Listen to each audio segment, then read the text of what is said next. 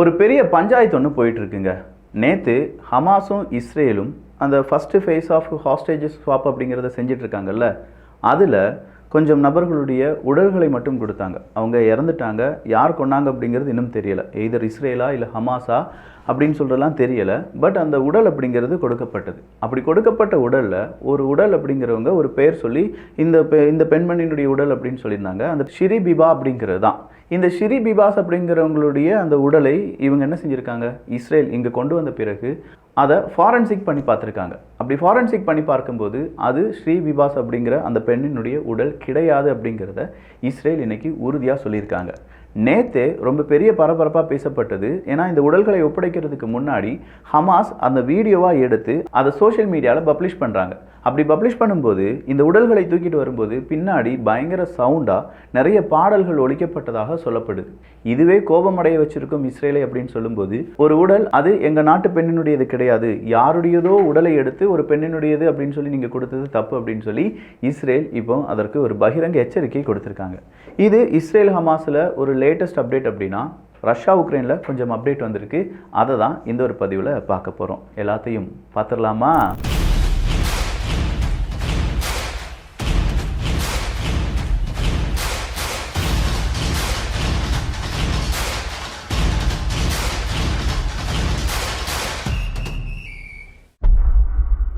Draft ஐநா சபையினுடைய சில ரெசல்யூஷனுடைய டிராஃப்ட் அப்படிங்கிறதுக்கு கோஸ்பான்சர் பண்ண முடியாதுன்னு சொல்லி அமெரிக்கா சொல்லிட்டாங்க. அமெரிக்கா இதை ரஷ்யா அக்ரஷன்ஸ் அப்படின்னோ வார் அப்படின்னோ சொல்லக்கூடாது அப்படிங்கிற அந்த முடிவுக்கும் வந்துட்டாங்க. G7 நாடுகளுடைய கூட்டம் இன்னைக்கு நடைபெறுது அப்படின்னு நான் சொல்லியிருந்தேன். இந்த G7 நாடுகளில் ஏகப்பட்ட ட்விஸ்டில் ரொம்ப முக்கியமான ட்விஸ்ட் என்ன அப்படின்னு பார்த்தா, ஜெலன்ஸ்கி அவர்கள் விர்ச்சுவலாக இதில் பங்கெடுக்க போகிறார் அப்படின்னு சொல்லப்பட்டிருந்தது. ஆனால் கடைசி வரையிலும் அவருக்கான அந்த அனுமதி கொடுக்கப்படலையாம். ஸோ G7 நாடுகளுடைய இந்த கூட்டமைப்பில் அமெரிக்கா பங்கு பெறவில்லை அப்படின்னு சொல்லுவதும் அதற்கு பல காரணங்களும் சொல்லப்பட்டு வருது. G7 நாடுகள் அப்படின்னு சொல்லும்போது Germany, France, United kingdom, America, இந்த இத்தாலி, ஜப்பான், கனடா அப்படின்னு சொல்கிறதுல கனடா கூடயும் இப்போ அமெரிக்காவுக்கு உரசல்கள் பெரிதாகி வருகிறது. இன்னைக்கு கூட ஓ கனடா அப்படிங்கிற கனடாவினுடைய தேசிய கீதம், இந்த பாடலை நீங்கள் எப்போ வேணாலும் என்ன செய்யலாம், பாடலாம். 51வது ஸ்டேட்டாக கனடாவை அமெரிக்கா இணைத்து கொண்டாலும் ஓ கனடா அப்படிங்கிற இந்த பாடலை நீங்கள் பாடலாம் அப்படின்னு சொல்லியிருப்பது கனடாவை மறுபடியும் வாடா, சண்டைக்கு வாடா, நீ சண்டைக்கு வந்து தாண்டா ஆகணும் அப்படின்னு சொல்கிற மாதிரி இருக்குது. என்ன நடந்தாலும் சரி G7 நாடுகளுடைய ஒற்றுமை உடையவே உடையாது அப்படின்னு சொல்லிட்டு இருந்தாங்க. இன்றைக்கி பார்த்தா அந்த G7 நாடுகளுக்கு தேவையான இன்புட் அண்ட் அவுட்புட் அப்படின்னு சொல்கிற அந்த மெத்தட்லேயே பல பிரச்சனைகள் இருக்குது. ஏன்னா G7 நாடுகள் எக்கனாமியாக ரொம்ப பெரிய நாடுகள் அப்படின்னு சொல்லிட்டு இருந்தாங்க. பட் அந்த G7 நாடுகளில் கூட இப்போ டெப்ட் அப்படிங்கிறது ரொம்ப கூடுதலாக இருக்குது. கடன் ஜெர்மனி எப்போ வேணாலும் வீழ்ச்சி அடையலாம். ஃப்ரான்ஸில் பல சிக்கல்கள் இருக்குது. யூகே சொல்லவே வேண்டாம், எத்தனை பிரைம் மினிஸ்டர் மாறிட்டாங்க அப்படிங்கிறது யூகே மக்களுக்கே இப்போ கன்ஃபியூஸ்டாக இருக்கும். அந்த அளவுக்கு அங்கே இருக்கக்கூடிய அரசியல் ஸ்டெபிலிட்டியும் எக்கனாமிக் ஸ்டெபிலிட்டி அப்படிங்கிறதும் இருக்குது. இது கூடவே அமெரிக்கா இனிமேல் நாங்கள் உதவி செய்ய மாட்டோம் அப்படின்னு சொல்லும்போது இந்த G7 கூட்டம் அப்படிங்கிறது ஒரு பக்கா ஃபெயிலியராக இருக்க வாய்ப்புகள் இருப்பதாக சொல்லப்பட்டு வருகின்றன. ஸோ G7 நாடுகளுக்கு நேரடியாக டொனால்டு ட்ரம்ப் அவர்கள் செல்லாமல் வேறு யாரையாவது அனுப்பி வைப்பார் அப்படின்னு சொல்லப்பட்டு வந்த இந்த நேரத்தில் தான் G20 ஃபாரின் மினிஸ்டர் கூட்டத்துக்கு நாங்கள் வரவே மாட்டோம் அப்படின்னு சொல்லிட்டாங்க அமெரிக்கா. என்னப்பா இதெல்லாம் நீ இப்படிலாம் செஞ்சதே கிடையாது அமெரிக்கா அப்படின்னு கேட்டால் இது எல்லாமே புதுசு தான், இனி நாங்கள் புதுசாக தான் எல்லாம் செய்வோம் அப்படின்னு சொல்லியிருக்காங்க. ஸோ இந்த ஓ கனடா அப்படிங்கிற இந்த பாட்டை பற்றியான இப்போதைய அமெரிக்கா அதிபர் டொனால்டு ட்ரம்ப் அவர்களுடைய விமர்சனம் மீண்டும் சிக்கல்களை இந்த G7 நாடுகளுக்கிடையே ஏற்படுத்தலாம். அடுத்ததா முன்னாள் உக்ரைனுடைய அதிபர் ஜெலன்ஸ்கி அவர்கள் எப்போ பார்த்தாலும் ஒரு ஸ்டேஜ் ஷோவில் இருக்கக்கூடிய ஒரு மனிதன் மாதிரியே பேசுகிறாரு. இந்த ஸ்டேஜ் ரோல் பர்சன்லேருந்து அவர் உருமாற வேண்டும். எப்போ பார்த்தாலும் பாராட்டுக்காகவும் இல்லாட்டி கைத்தட்டலுக்காக மட்டும் பேசிகிட்டு இருக்காரு. மக்களுடைய உயிர் அங்கே பணயம் வைக்கப்பட்டிருக்கிறது. சொத்துக்கள் எல்லாத்தையுமே அடமானம் வச்சுக்கிட்டு இப்படி ஒரு யுத்தம் நடத்துறதுக்கான தேவை இருக்கா? நம்ம நாட்டில் எவ்வளவு இயற்கை வளங்கள் இருக்குது? இந்த இயற்கை வளங்களை தாரை வார்த்து கொடுப்பதற்கான முயற்சிகளில் ஜெலன்ஸ்கி அவர்கள் இருக்காரா அப்படிங்கிற பல கேள்விகளை கேட்டிருக்காரு முன்னாள் அதிபர். இந்த கேள்வியை கேட்பதற்கான இன்னொரு தேவையும் இருந்தது. இன்றைக்கி அமெரிக்கா அடுத்ததாக உக்ரைனுக்கு ஒரு ஆஃபர் கொடுக்குறாங்க. அமெரிக்காவினுடைய அதிபர் டொனால்டு ட்ரம்ப் அவர்கள் ஒரு பிஸ்னஸ்மேன் அப்படின்னு சொல்கிறதுல ஏதோ இப்போ இருக்கக்கூடிய ப்ரூஃப் உங்களுக்கு புரிஞ்சிடும். அவங்க என்ன தெரியுமா ஆஃபர் கொடுத்துருக்காங்க, மறுபடியும் நம்ம பேச்சுவார்த்தை நடத்தலாம். இந்த பீஸ் டீலில் நானும் ரஷ்யாவும் பேச்சுவார்த்தை நடத்திட்டு இருக்கும்போது அமெரிக்காவும் உக்ரைனும் பேச்சுவார்த்தை நடத்த வேண்டும் என்றால் ரேரஸ்ட் மினரல்ஸ் இருக்குல்ல, அந்த ரேரஸ்ட் மினரல்ஸை அமெரிக்கா கொடுப்பதை பற்றி நீ ஏதாவது யோசிச்சின்னா மீண்டும் நம்ம பேச்சுவார்த்தை நடத்தலாம் அப்படின்னு சொல்லியிருக்காங்க. எத்தனை முறை நீங்கள் கேட்டாலும் ரேரஸ்ட் மினரல்ஸ் அந்த போர்ஷன் ஒரு 50% ஷேர் அப்படிங்கிறது உங்களுக்கு கொடுக்க முடியாதுன்னு சொல்லி உக்ரைன் சொல்லி பார்த்தாலும் அகெயின் அண்ட் அகெயின் நீங்கள் இது செஞ்சீங்கன்னா நாங்கள் பேச்சுவார்த்தைக்கு வரோம், நீங்கள் இதை செஞ்சீங்கன்னா உங்களுக்காக நாங்கள் பேசுகிறோம் இப்படின்னு சொல்லி அமெரிக்கா இது ஒரு நெகோஷியேட் பண்ணிட்டு இருக்காங்க. பிளாட்ஃபார்மில் ஒரு கடை இருக்குது, ஒரு பொருளுக்கு 125 ரூபா சொல்லும்போது இல்லை எனக்கு 120 ரூபாய்க்கு வேணும், இல்லாட்டி 100 ரூபாய்க்கு வேணும் அப்படின்னு சொல்லி நம்ம பார்கெனிங் பண்ணுவோம். இந்த பார்கெனிங் அப்படிங்கிறது தான் இப்போ அமெரிக்கா செஞ்சுட்டு இருக்காங்க. 50% இல்லையா, ஒரு 40% தா ஒத்துக்கோ அப்படின்னு சொல்லி கேட்டுட்டு இருக்காங்க. அமெரிக்காவுக்கு இதில் இரட்டை லாபம் கிடைக்கும். இந்த பீஸ் டீல் மட்டும் சரியாயிருச்சு அப்படின்னா டொனால்டு ட்ரம்ப் அவர்களுக்கு இங்கே ஒரு 5 ட்ரில்லியன் அங்கே ஒரு 3 ட்ரில்லியன் அப்படின்னு சொல்லி ஒரு 8 ட்ரில்லியனுக்கு மேலே அமெரிக்காவினுடைய ட்ரெஷரியில் கூடுதலான பணத்தை ஆட் பண்ண முடியும். அது எப்படி விக்கி அப்படின்னு கேட்கலாம். இப்போ இந்த ரஷ்யா மற்றும் அமெரிக்காவினுடைய பீஸ் டீல் காரணமாக ரஷ்யாவுக்கு கிடைக்க போவது உக்ரைனுடைய 20% நிலப்பரப்பு. இந்த 20% நிலப்பரப்பு அப்படின்னு சொல்றது சாதாரணது கிடையாதுங்க. படையப்பா படத்தில் ரஜினிகாந்துக்கு ஒரு மலை கிடைச்சிற மாதிரி தான் புட்டின் அவர்களுக்கு இந்த 20% நிலம். தோண்ட தோண்ட தோண்ட அங்கே மினரல்ஸ் அப்படிங்கிறது ரேர் எர்த் எலமெண்ட்ல இருந்து தேவையான எல்லா மினரல்ஸும் இருக்கு.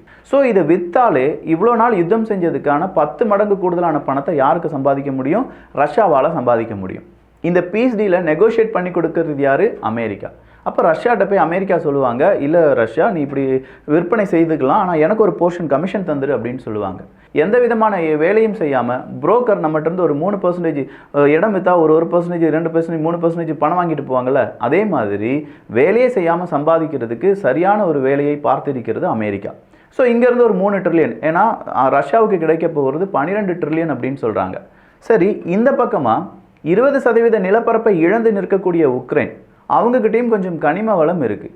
90% கனிம வளம் இருக்கக்கூடிய இடங்கள் எல்லாத்தையுமே ரஷ்யா கையகப்படுத்திட்டாங்க அப்படிங்கிற இன்னொரு உண்மையும் நல்லா புரிஞ்சுக்கோங்க. ரஷ்யாவுக்கு ஒரு கோல் அடிச்சிருச்சு, பெரிய லாட்ரின்னு வச்சுக்கோங்களேன்.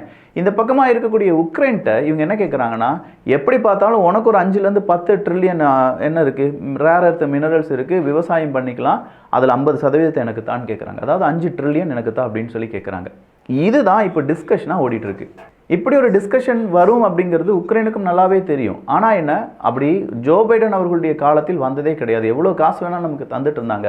ஏன்னா ஜோ பைடன் அவர்களை பொறுத்த வரைக்கும் உன்கிட்ட காசு வேண்டாம், நான் எவ்வளோ வேணாலும் காசு தரேன், நீ என்கிட்ட ஆயுதம் மட்டும் வாங்கு அப்படின்னு சொல்லி கடன் கொடுத்து ஆயுதம் வாங்கி அதன் வழியாக தனியார் நிறுவனங்களை வளர்த்தெடுத்து சொத்துக்களை சேர்த்து அப்படின்னு சொல்கிற வேறொரு கணக்கு அவர் போட்டிருந்தார். அவர் போடுற கணக்கு பணக்காரர்களுடைய கணக்கு. டொனால்டு ட்ரம்ப் அவர்கள் போடுற கணக்கு ஒரு பிஸ்னஸ் மேனுடைய கணக்கு. இந்த பிஸ்னஸ்மேனை பொறுத்த வரைக்கும் எந்த விதமான பிரச்சனையும் இல்லாமல் எனக்கு காசு வந்துக்கிட்டே இருக்கணும், அதற்கு ஒரு வழியை சொல்லுங்கள் உக்ரைன் ரஷ்யா அப்படின்னு சொல்லி இப்போ பேச்சுவார்த்தையில் அமர்ந்திருக்காங்க. இந்த பேச்சுவார்த்தையினுடைய அடுத்த லெவல் என்ன அப்படின்னு பார்த்தீங்கன்னா, நான் உக்ரைன் கூடயும் பேசுகிறேன், ஆனால் என்ன ரஷ்யா கூட இப்போது பேச்சுவார்த்தை நடத்தி கொஞ்சம் க்ளோஸாக வந்துட்டோம், இது முடித்த உடனே நாங்கள் உக்ரைன் கூட பேசுகிறோம் அப்படின்னு சொல்லியிருக்காங்க. ஆனால் உக்ரைன் கண்டிப்பாக எலெக்ஷனை நடத்தி தான் ஆக வேண்டும் அப்படின்னு சொல்கிற அமெரிக்காவினுடைய முடிவில் அமெரிக்கா இன்றைக்கும் மாற்றம் ஒன்றும் இல்லை அப்படின்னு சொல்லியிருப்பது குறிப்பிடத்தக்கது. ஸோ இந்த நேரத்தில் தான் அமெரிக்காவினுடைய புதிய ஸ்டேட் செக்ரட்டரி மார்க்கோ ரூபியோ அவர்கள் ஒரு வார்த்தையை சொல்லியிருக்காங்க. ஒரே ஒரு அதிபர், ரஷ்யா கூட உட்கார்ந்து பேசணும்னு நினச்ச அதிபர் நம்ம டொனால்டு ட்ரம்ப் அவர்கள் தான். அதனால தான் இப்போ பேச்சுவார்த்தை நடக்குதே தவிர இதுக்கு முன்னாடி இருந்த அதிபருக்கு அதுக்கான நேரம் இல்லை, அதுக்கான தேவையில்லை, அதை செய்யவும் மாட்டார் அப்படின்னு சொல்லி போட்டு உடைச்சிட்டார். எஸ், டொனால்டு ட்ரம்ப் அவர்கள் வந்ததுக்கு பிறகு தான் பேச்சுவார்த்தையாவது நடக்கும் அப்படிங்கிற ஒரு நம்பிக்கை வந்திருக்கு. இதற்கு நடுவில் அடுத்ததாக வந்திருக்கக்கூடிய இன்னொரு சிக்கல் என்ன அப்படின்னு பார்த்தா, உக்ரைனுக்கான உதவிகள் செய்யக்கூடிய நாடுகள் எல்லாருமே கொஞ்சம் கொஞ்சமாக கழண்டுட்டு இருக்காங்க.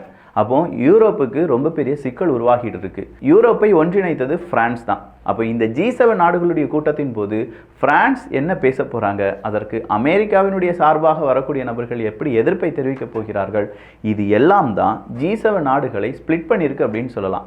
இது மட்டும் இல்லாமல் G7 நாடுகளுக்கு இடையே அடுத்த பிளவு எங்கே வந்திருக்குன்னா, ஆயில், ரஷ்யாவினுடைய ஆயில் மேலே கூடுதலான சாங்ஷன்ஸ் போடலாம் அப்படின்னு சொல்கிற ஒரு முடிவு வந்ததான். அந்த முடிவுக்கும் 2 விதமான நாடுகள் போடலாம் போட வேண்டாம் அப்படின்னு சொல்லக்கூடிய நாடுகளாக மாறி நிற்கிறார்கள். இதே நேரம் ஐரோப்பிய ஒன்றியம் என்ன செஞ்சிட்டாங்கன்னா 16வதுலேருந்து 17வது பொருளாதார தடையை, ரஷ்யாவுக்கு எதிரான தடையை உருவாக்கி அதை சக்ஸஸ்ஃபுல்லாக நாங்கள் இம்ப்ளிமெண்ட் பண்ணிட்டோம் அப்படிங்கிற அறிவிப்பையும் கொடுத்துருக்காங்க. இன்னைக்கு மறுபடியும் பால்டிக் கடலில் இருக்கக்கூடிய அண்டர்சி கேபிளில் டேமேஜ் வந்ததாகவும் அதற்கு காரணம் என்னவாக இருக்கும் அப்படிங்கிறத நாங்கள் விசாரிக்க போவதாகவும் சொல்லப்படுகிறது. இந்த ரஷ்யா உக்ரைன் போர் வந்ததிலிருந்து அண்டர்சி கேபிளுக்கு எந்த விதமான பாதுகாப்பும் இல்லை அப்படிங்கிறத உலக நாடுகள் உணர ஆரம்பிச்சிருக்காங்க. அடுத்ததான் நியூக்ளியர் அம்பர்லாவை பற்றி பேசணும் அப்படின்னு சொல்லி ஜெலன்ஸ்கி அவர்கள் கேட்கிறார். அது என்ன நியூக்ளியர் அம்பர்லா அப்படின்னு சொல்லி நீங்கள் கேட்கலாம். நியூக்ளியர் அம்பர்லா அப்படிங்கிறது வேறு எதுவுமே கிடையாது. அணு ஆயுதம் இருக்கக்கூடிய நாடுகள் அப்படின்னு சொல்லி கொஞ்சம் நாடுகள் இருக்காங்க. அணு ஆயுதம் இல்லை அப்படின்னு சொல்லக்கூடிய நாடுகள் இருக்காங்க. இந்த அணு ஆயுதம் இல்லாத நாடுகள், இப்போ உக்ரைன்ட்ட அணு ஆயுதம் கிடையாது. ஆனால் அதே நேரத்தில் ரஷ்யாட்ட அணு ஆயுதம் இருக்குது. ரஷ்யா எப்படி பார்த்தாலும் உக்ரைனை போட்டு தள்ளிடலாம் அணு ஆயுதத்தை பயன்படுத்தி. ஆனால் உக்ரைன் அணு ஆயுதத்தை உருவாக்க முடியும்னா அதுக்கு ரொம்ப டைம் எடுக்கும். ஸோ உக்ரைனுக்கு ஒரு அம்பர்லா வேணும், ஒரு குடை வேண்டும். என்ன குடை? ஒரு அணு ஆயுதம் இருக்கக்கூடிய ஒரு நாடு இந்த உக்ரைனை அணு ஆயுதம் இல்லாத ஒரு நாட்டை பாதுகாக்க வேண்டும், ஒரு அம்பர்லா மாதிரி பாதுகாக்க வேண்டும். இதை தான் நியூக்ளியர் அம்பர்லா அப்படிங்கிறாங்க. ஸோ இந்த நியூக்ளியர் அம்பர்லாவாக அமெரிக்கா இருக்கும் அப்படின்னு சொல்லி உக்ரைன் நம்பிட்டு இருந்தாங்க. இப்போ இந்த நியூக்ளியர் அம்பர்லா பொசிஷனில் அமெரிக்கா இல்லைன்னு சொன்ன பிறகு யார் எனக்கு நியூக்ளியர் அம்பர்லா கேரண்டியை தருவாங்க? ஒருவேளை ரஷ்யா அணு ஆயுத நாடு எங்களை தாக்க போகிறாங்கன்னா அதை தடுப்பதற்கும் அதை மிரட்டி நிப்பாட்டுவதற்கும் எந்த நாடு இருக்காங்க? அதற்கு சரியான ஒரு முடிவை எங்களுக்கு சொல்லுங்கப்பா அப்படின்னு சொல்கிறதையும் உக்ரைனுடைய அதிபர் ஜெலன்ஸ்கி அவர்கள் கேட்டுட்ருக்காங்க. ஸோ நிறைய விஷயங்கள் நடந்துட்டுருக்கு. என்னெல்லாம் அடுத்தடுத்து நடக்க போகுது அப்படிங்கிறத தெரிந்து கொள்வதற்கு வியூகம் சேனலை ஒரு 4 மணி நேரம் இல்லாட்டி 5 மணி நேரத்துக்கு ஒரு கட்ட ரிஃப்ரெஷ் பண்ணி பார்த்துக்கோங்க. ஏன்னா 2-3 காணொலிகள் பதிவு பண்ணுறதுனால நோட்டிஃபிகேஷன் வர்றதுக்கான டிலே இருக்கும். ஸோ அதனால தான் நீங்களே வந்து செக் பண்ணிக்கோங்க.